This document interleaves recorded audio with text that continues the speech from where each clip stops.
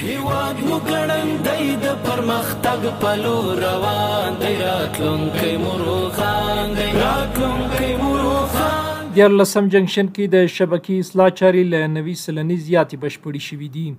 د کابل برېښنا ریاست اړوند 14 جنکشن چې ټول ټال د 238 ترانسفارمرونو له لارې نږدې 40,000 پیرودونکو ته تر برېښنا ورکول کیږي. د شبکې اصلاح او سیستم اضافه بارۍ ستونزې له 90 سلنې زیاتې حل شوي او پر پاتې برخو یې چټک کار روان دی. که څه هم د 14 جنکشن اړوند پراخه ساحه له پلې خشک څخه د ارغندې تر سبسټیشن پورې غځېدلې، خو بیا هم په منځنۍ کچه او اوږدمهاله پوروړو پیرودونکو شمیر پکې کم دی چې د پورونو اداینې په تړاو پرې ټینګار کیږي. د څلورو میاشتو په تعداد په تیریدا سره تقریبا د موږ عمومي باقیداري سیوا 24 میلیونه وه چې الحمدلله اوس د هغوی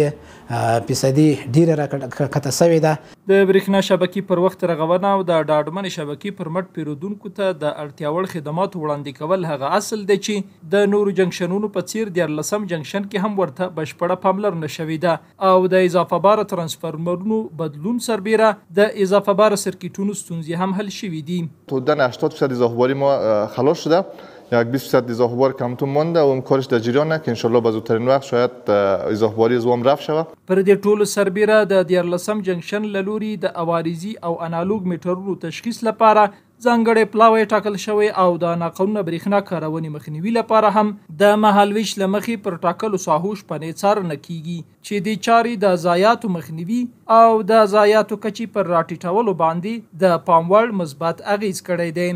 تکل مو پرم کړی بیا مو وړی هر میدان دی، راتلونکی مو روښان دی، راتلونکی مو